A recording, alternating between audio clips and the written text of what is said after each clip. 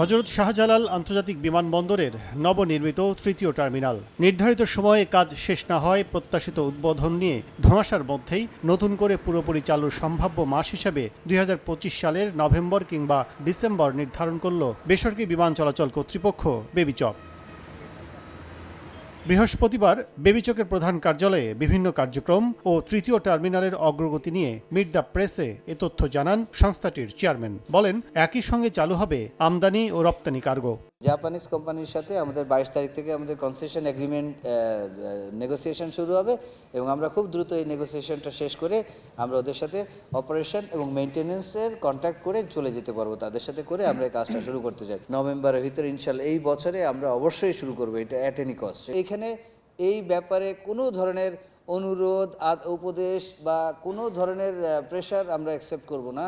এদিকে আর্থিক সংকটে পড়া দেশের অভ্যন্তরীণ বিমানবন্দরগুলোর সংস্কার ও উন্নয়ন কাজের গতি বাড়ানো হবে বলেও জানান চেয়ারম্যান। বড় বড় প্রজেক্টে কিন্তু ছোট ছোট ভ্যারিয়েশনস সবসময় হয়, তো এই জিনিসটা মাথায় রাখতে তারপরে আমরা সর্বোচ্চ চেষ্টা করব যেন ভ্যারিয়েশনসগুলো মিনিমাম থাকে, আমাদের জন্য খরচটা আমরা কমাইতে পারি এবং টাইমলি যেন প্রজেক্টগুলো শেষ করতে পারি, যেটার উপর আমি গুরুত্ব দিচ্ছি। বেবিচকের পর্যবেক্ষণ, বিগত সরকারের সময়ে নেয়া ফলপ্রসূ হবে না ও প্রয়োজনীয়তা নেই এমন অনেক প্রকল্প বন্ধ করে দেওয়া হয়েছে। এই এয়ারপোর্টে আমাদের যদি কাজল আব্দুল্লাহ, সময় সংবাদ, ঢাকা।